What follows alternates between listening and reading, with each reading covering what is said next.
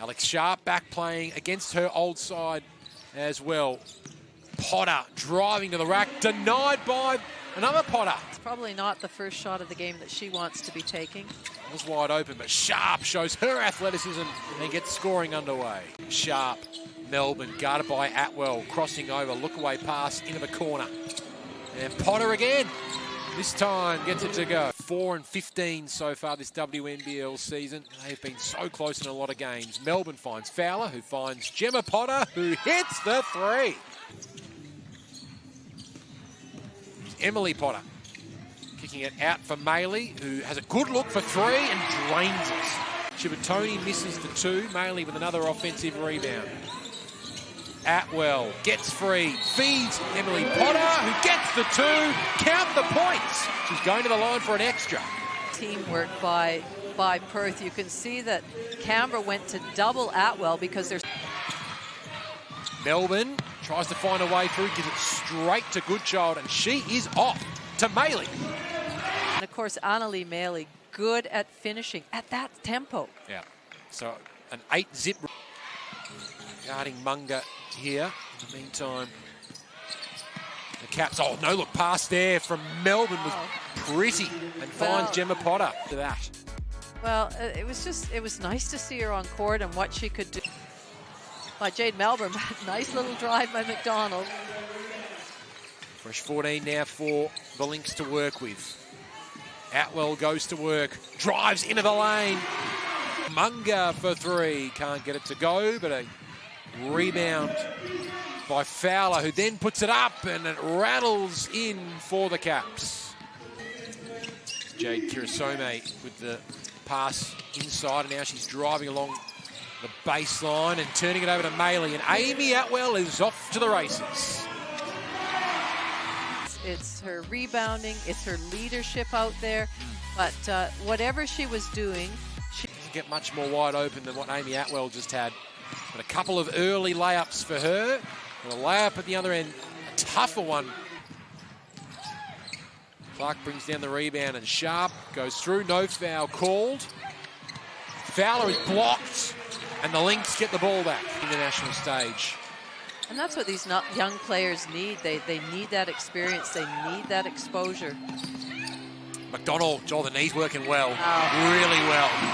That was athleticism at its best. Highlights, and Erin McDonald in particular in that second. Munga works her way into the paint and then gets her own offensive rebound, and Sharp is free for three. Beautiful. The other thing with her is that she's come out of her shell. You know, as you mentioned, she had some great games for Perth, but she's more of a leader. She has to be a bit more of a leader with this young Canberra team, and she's certainly stepped up in that regard. You sense she always plays with presence out on the floor. Okoya puts up the three-point attempt. That didn't look very close.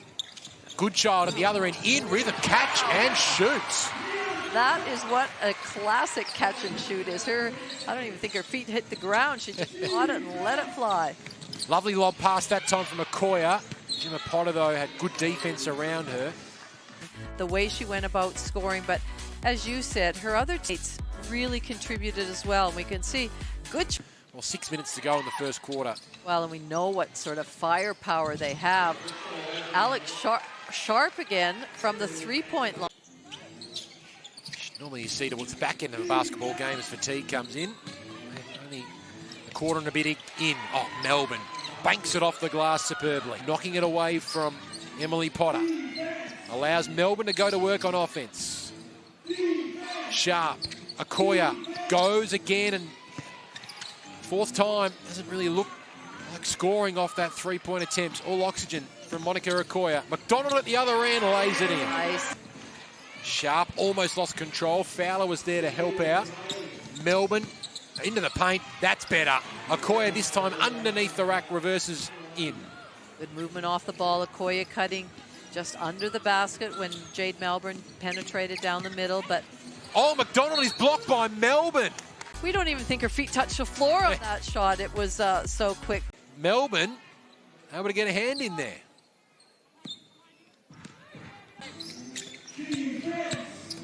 Fowler Straight up was Emily Potter. Really good defense by Potter. And McDonald is not going to be caught. And Chibatoni was perfect. Well, it was because it was a little, that's a perfect pass, slightly ahead of the player so they don't have to stop and pick it up. They really just go into it and go into the layup. McDonald taking over at the Bendap Basketball Centre. Fowler.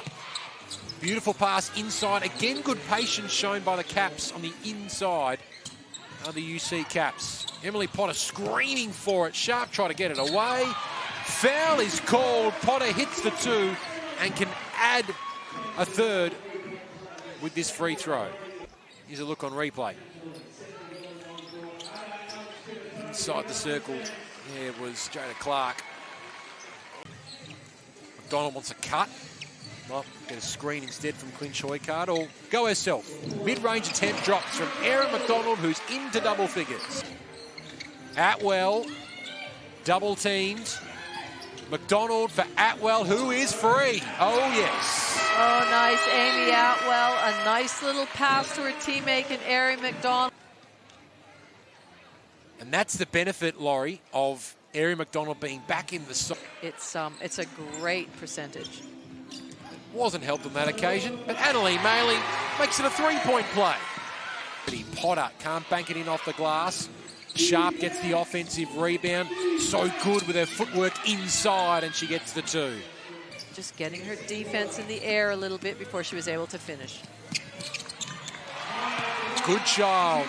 Shows some class and poise on the inside to get that one to go. As Melbourne streams for Sharp. What a rebound. Kicked it out and gave Canberra a fresh 14. That was brilliant. Clark for Gemma Potter and put that one back to Alex Sharp's offensive rebound. Atwell guarded here by Munga. You know she loves to work her way inside or step back for three. Yes, that's why she wanted the ball in her hands. They're never going to hang their heads. They're never going to stop, regardless of the scoreline. They're going to keep going. They surprised a few teams this year. So, you know, you have to give them full credit, but that's a great way for Perth to start. Canberra are really going to want to try and get some stops defensively and then keep adding to that scoreline, as pretty easy there for Jade Melbourne. Melbourne kicks it out for Gemma Potter, who is playing a really great game for the UC Cap. Sharp there with the rebound. Chibatoni for three. Yes! For the Perth Lynx. Back up to 14 points. Sharp from Melbourne for Okoya. Long three-ball attempt. That looked better off the hand. McDonald guarded here by Fowler. Will she take her on? Sees the cut from Chibatoni. Instead it goes out to Maley for the long range. And what have the Caps got on offense? Melbourne takes on Chibatoni and with the left hand finishes. That was a tough shot. She really had to use the extension of her arm to make that finish. But then, speaking of awesome left-hand finishes at the other end. Regardless of who their opposition is, and they just show. Perth still holding this 13-point advantage. Melbourne into the lane, draws the contact. And the points count. Really chipping away at this margin. Perth are about run and spacing and pace. This time some run is provided by Gemma Potter. In spades in this quarter, and what a comeback it is by them, and now for them. Great defense by Amy Atwell. What a finish. Woohoo! Clark. McDonald for Gorman for Emily Potter. Back on the floor with 3 fouls to her name. She steps back and gets the mid-range too.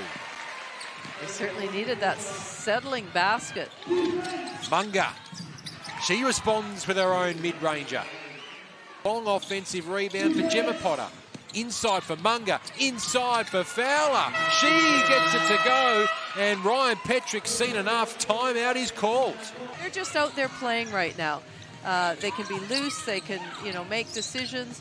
So all the pressure is on Perth. And often teams with nothing to lose are the most dangerous. Emily Potter.